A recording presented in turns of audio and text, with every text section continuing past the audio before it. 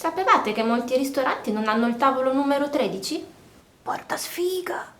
È per una serie di testi religiosi, leggende.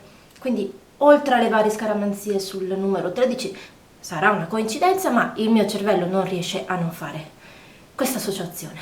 L'arcano maggiore numero 13, la carta senza nome. Per molti, la morte. E infatti ho letto che, in teoria, dovrebbe essere l'unico arcano maggiore che non ha un nome. La sua simbologia è un po' più complessa della sola fine, più a che fare con la trasformazione. In alcuni mazzi di tarocchi addirittura non c'è e al suo posto troviamo la filosofia. A me viene da chiedermi se davvero è limitante nominare la morte o se è limitato il nostro modo di pensare alla morte. Qual è stato e qual è il nostro rapporto con la morte? Per Platone la morte è amica dell'anima perché lo libera dalle catene del corpo. Secondo Heidegger, la consapevolezza del si muore è caratteristica imprescindibile per un'esistenza autentica che ascolti consapevolmente la voce della coscienza. Arie nota come dall'Alto Medioevo fino alla metà del XIX secolo l'atteggiamento di fronte alla morte sia cambiato, seppur molto lentamente. La morte, un tempo così presente, progressivamente si cancella e diventa oggetto di vergogna e divieto. Anche le manifestazioni del lutto cominciano a essere condannate.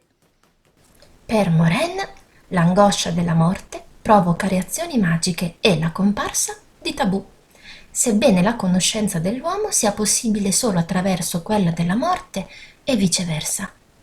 Questa moderna angoscia la troviamo forse anche in Sartre, quando parla di una morte assurda, poiché priva l'uomo della sua libertà. Giungiamo davvero a soffocare o dissimulare l'angoscia? E certo che non potremo sopprimerla perché noi siamo angoscia. Insomma, non riusciamo più a guardare in faccia la morte, né quando riguarda noi o i nostri cari, né quando ha a che fare con la nostra coscienza. Non la affrontiamo, ci neghiamo il lutto, non cerchiamo soluzioni, non partecipiamo. Figurarsi poi se a morire sono i bambini. Lo nota anche Savarese. L'indicibilità si fa annichilente quando a morire sono dei bambini. Eppure muoiono. Ogni giorno 15.000 sotto i 5 anni. Ogni 5 secondi ne muore uno sotto i 15. Per lo più per cause prevenibili, guerra, malnutrizione, accesso alle cure, inquinamento. E ci sembrano così lontani. Anche quando muoiono nei nostri mari. Piano piano le loro magliette rosse, le tutine fradicie si sfocano dalla nostra memoria, solo che troppo spesso l'abnegazione lascia spazio all'odio e si riesce a rigurgitare solo uno in meno.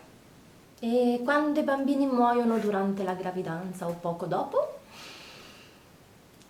anche qui il tabù si manifesta in tutta la sua potenza.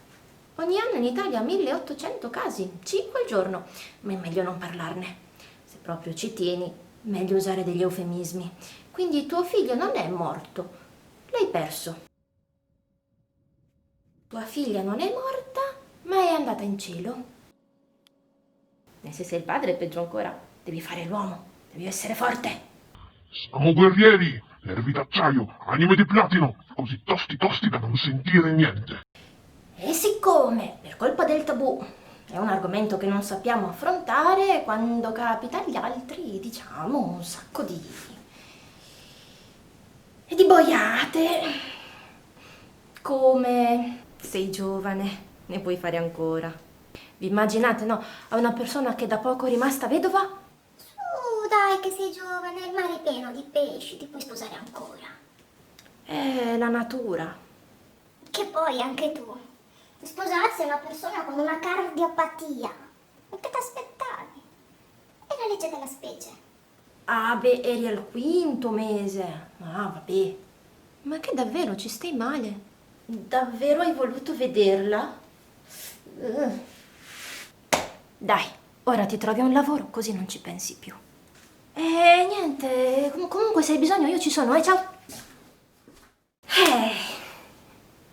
Praticamente, se aspettavi con gioia un figlio e ti è morto, devi pensare ad altro, senza soffrirci troppo. Se invece per gli stramaledettissimi fatti tuoi hai deciso di abortire, no.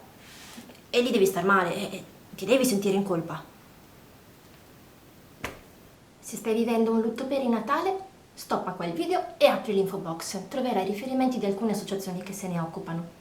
Se invece è una persona vicino a te che lo sta vivendo o hai a che fare con la questione per lavoro, finendo di guardare il video potresti farti una vaga idea di quello che si può provare. E poi apri l'info box, perché non è che ho detto proprio tutto. Anzi, quelle che stai per sentire sono alcune poesie che ho scritto dopo aver partorito mia figlia al 5° mese di gravidanza. E questa è solo una piccola parte della nostra storia. Condividerò il mio lutto, alcune delle mie emozioni, e per ognuno è diverso. Il fatto è che ognuno dovrebbe essere libero di viverlo e che gli venga riconosciuto. Pronti? Esperimento comunicativo numero 1. Il lutto perinatale. Un culo al tabù.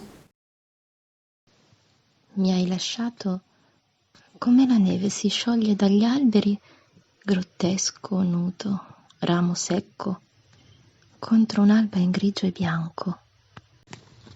Strappatami la carne a forza, nessuno si cura dei nodi al vento, di vita si bea chi null'altro vede. Il sole non ti ha colta nel cristallo al mattino, e come ogni fiocco non si ripete uguale, io pure non rivedrò mai questa neve fragile. Pur già vantavi il nome della luna quando Ecate ci tradì, tagliando con l'argento il filo che ci univa. Norrena vigliacca all'ombra del frassino, voltò le spalle alla dedizione, mutandosi indegna in orrida norna. Così, dopo di te, estirpo dalla mia trama ogni preghiera vana. Da questo mantello sfilacciato osserverò le fate mentre sulle radici dell'albero rigurgiterò i miei umori avvelenati e cadrà l'autunno come in me, così in terra. Ci accoglierà la terra, entrambe, impietosa ed equa, laddove l'oblio è per tutti e per tutti tale.